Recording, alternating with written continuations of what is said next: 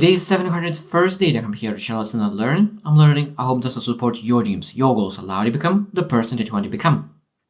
Today I speak about one of the essential topics of all life, and that is self-awareness.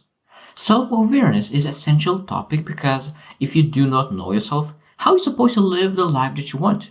How are you supposed to live the life of meaning? How are you supposed to live a life that fulfills you? It's very hard to do that without really understanding yourself. So self-awareness is essential, not just for yourself, but for others as well. Because if you do not understand yourself, of course you will not understand others. And if you're not understanding others, how are you supposed to build relationships? It's essential to understand yourself and others. Because if you're not able to understand yourself, everything else will be complicated. People don't have the clarity, people have anxiety, people have depression because they don't have understanding what you're supposed to do, who they are as a person. And today I want to speak about self-awareness, but one specific aspect of self-awareness. So what to do to be self-aware? And one of the best ways to be self-aware is self-reflection. Self-reflection. When was the last time that you really sat down and reflected on everything about your past, about your present, what you're doing on a daily basis, about your future? Because everything you need to really understand. Past is important, present is important, and future is important. We need to take action today, not think too much about the future, but when reflection is important, because we need to allocate some time on a daily basis about the past, about the present, about the future. But those are reflection points. So it means when after reflection, you don't need to think about the past, you don't need to think about the future, you need to act on today. Because a lot of times people have anxiety and depression because they are living in the past and sometimes reflect on the present. They can sometimes reflect on what they're doing now. And it's totally flipped. But what we need to do is live today, take action today, and reflect once in a while on the past, reflect on the future. So today we'll share 13 steps to make sure that you're able to reflect very often, that you could be more self-aware. So number one is choose a quiet space. So if you really want to reflect properly, you need to find a place that you are not getting any distractions. It's very hard to really reflect when you get distracted constantly by phone, by other people. So find a place that you're able to reflect. It doesn't matter where the place is. The most important is quiet, you don't get any distractions, you leave all the phones away, and you really are with your own thoughts. Because when you get distracted, it's very hard to come back to the same thought process. So it's very important that you allocate space for that. Second is set aside time. So it means you noted where you go, a reflection, you have a reflection room, reflection chair, reflection whatever, like where you choose. But now you need to set aside a time for that. Because what is not scheduled, what is not on a calendar will not get done. At least for me, I know that everything what I want to get it done, everything is in my calendar, because when I put something in calendar, that means it's important enough to put in my calendar, and if it's important enough to be on my calendar, that means important to get it done. So that means to set aside and put in your calendar, put on your list that this must be done at a specific time, and how long you are putting aside to reflect on multiple things that you want to reflect on.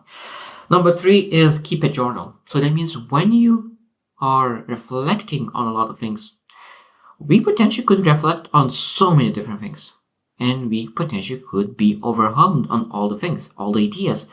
I'm a huge believer in keeping journal. So that means you think an idea, you write it down, and leave it at the side. You'll be able to reflect about it later. You don't leave in a shelves, and it makes a clutter. When you write it down the idea, leave it, and then when you will have an idea about it, write it down again. So now you keep a journal. You write down one thing, other thing, third thing, 10th thing, and all the clutter that you have in your mind, you're able to put on the paper. And now, instead of clutter in your mind, you have clear list of all the things that was in your mind. A lot of times, it seems that you have a huge clutter in your mind, but now when you write down all the things on the paper in a journal, you find out there's only 6 things. At least I have experienced that. I always think that, so many things I need to think about. Write down, it's 4 or 5 things, only things that I need to think about. And you lose all the anxiety you potentially have. You lose all the stress.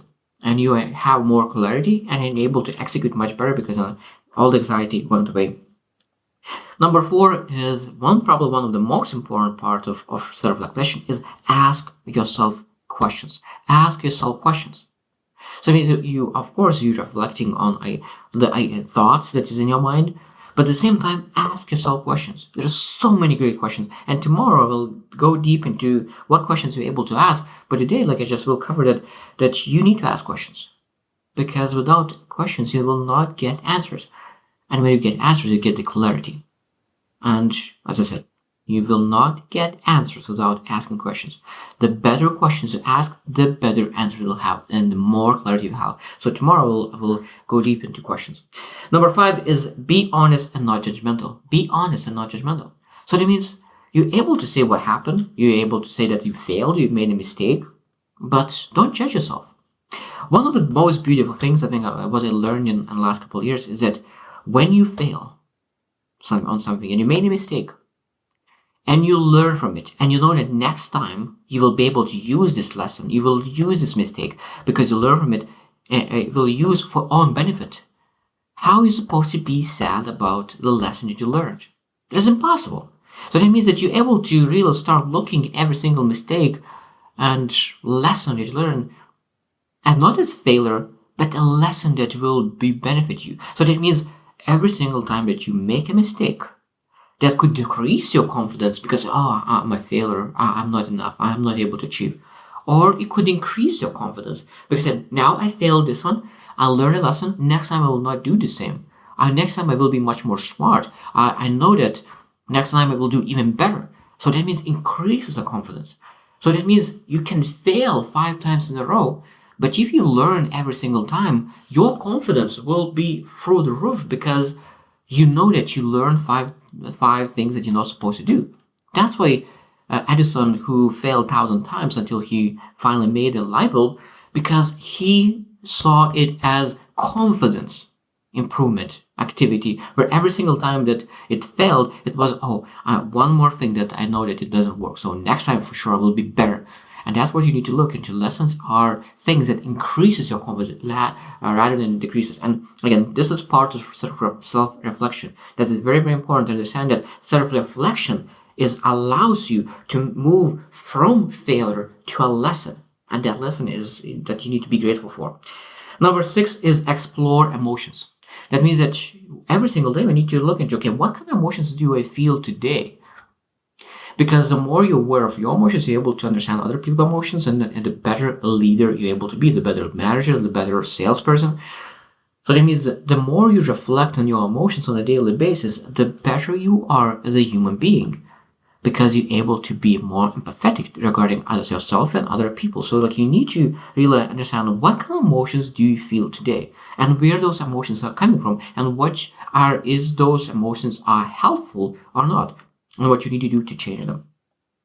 Number 7 is examine your decisions. Examine your decisions.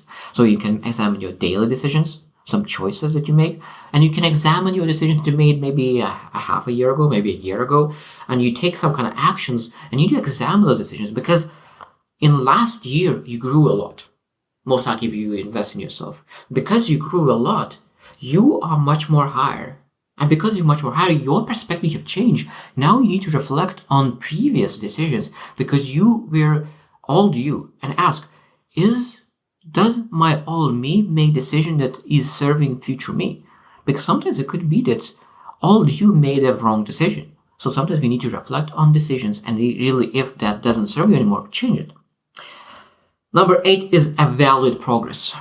So that means we need to evaluate progress. We made a decision, we're taking actions. So in the last 3 months, this is what kind of results I'm getting.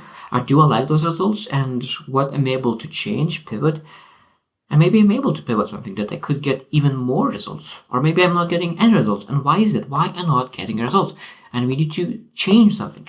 Because if you will keep doing exactly the same thing, most likely you will not get any results.